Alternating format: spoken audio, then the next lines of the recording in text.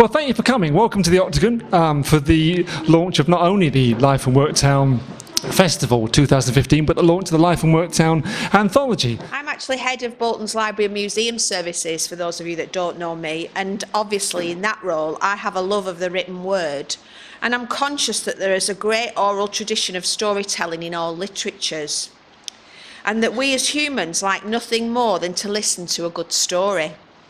And poetry is an important part of that tradition. We hope it's bigger and better and certainly brighter than last year. It's certainly gone from being an anthology which had poets just from the northwest to being right across the north of England, from Newcastle right the way across the Pennines down to ourselves.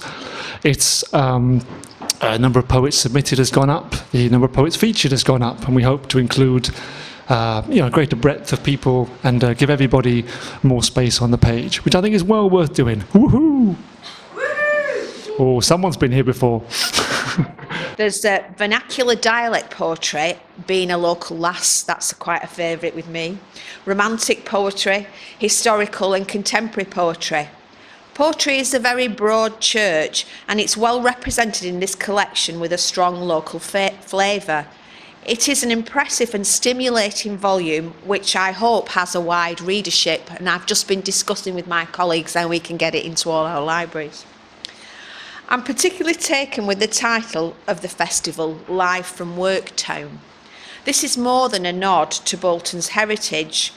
Whilst we want to look forward, our heritage does shape our identity, and it's what helps us feel part of something bigger. I'm not sure whether you know, but Bolton Museum holds around 800 of Humphrey Spender's photographs in the Worktown collection, documenting the mass observation programme which began in the 1930s. Bolton was then, and still is, at Worktown. What I thought we would end up with, after Anne did her selection, was a series of stories about the North. I don't know if that's an obvious statement.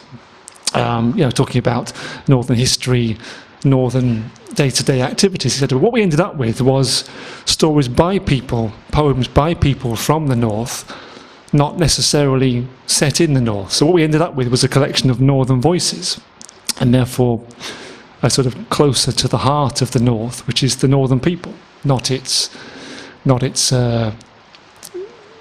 imagery, but its actual people, their words, their semantics, their feelings, their struggles, their triumphs. And I'm really chuffed about that. I'm probably not conveying that as clearly as I want to, but that is what I want to say about the book. The fact it is a collection of northern people and what matters to them, and not a stereotype image of northern image. I think that's cool. Cheers. The Bolton Poetry Festival has to reflect the culture of the town, or it's just another arts festival, valuable as that might be. If the arts are to reach out and engage all sections of society, then it seems reasonable that they should reflect the interests and preoccupations of all its communities. I feel that this year's programme again embraces the identity of the area and has expanded to include more sections of Bolton's community. It's a festival driven by Worktown and the people who live there. I hope they can enjoy and be proud of what the festival is delivering, as I am.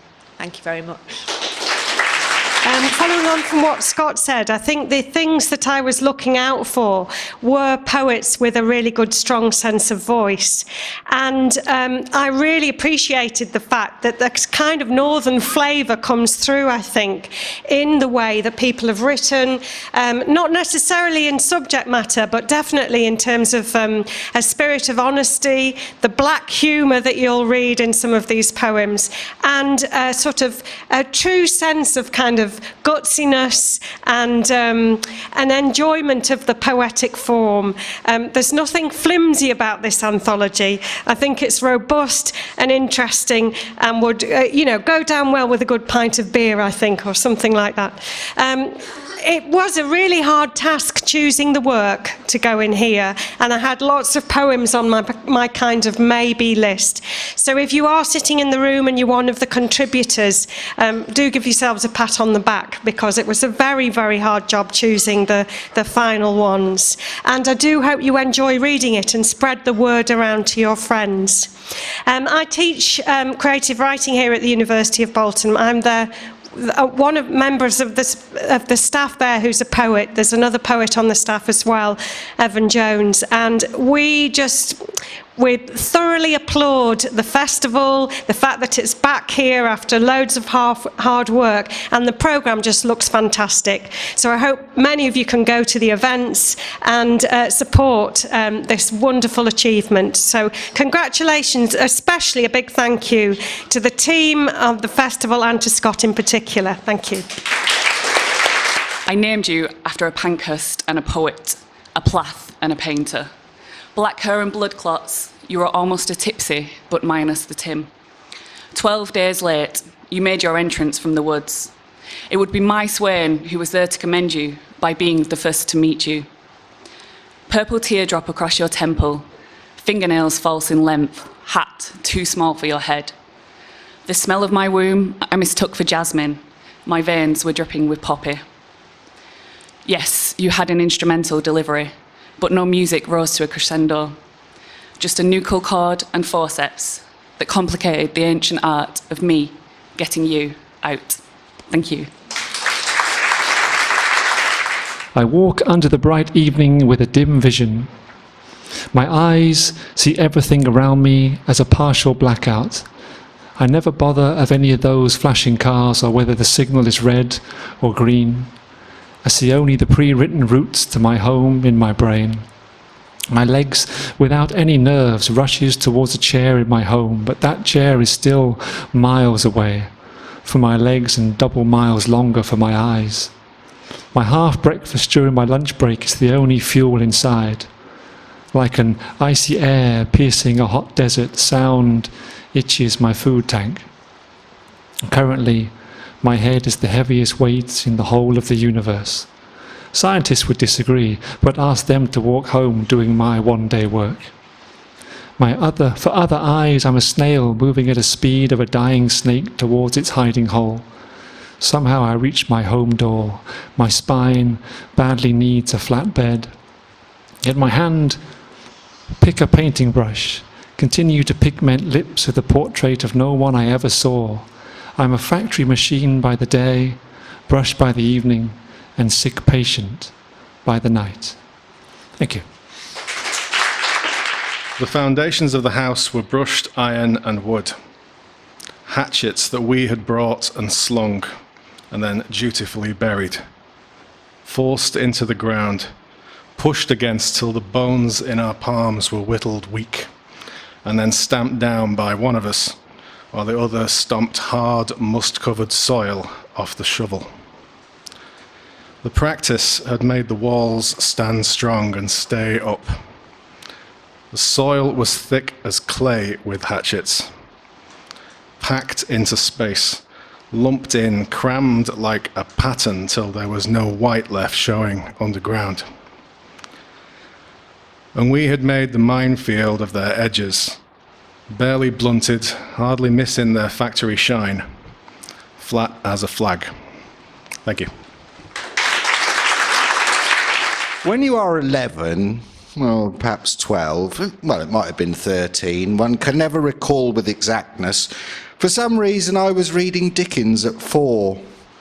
Oh, so we'll have to assume that I'd gone through the ball ache and into the sheet-stiffening world. When you are of an age and a relative gives you a microscope, it is a little unfair of them to be shocked.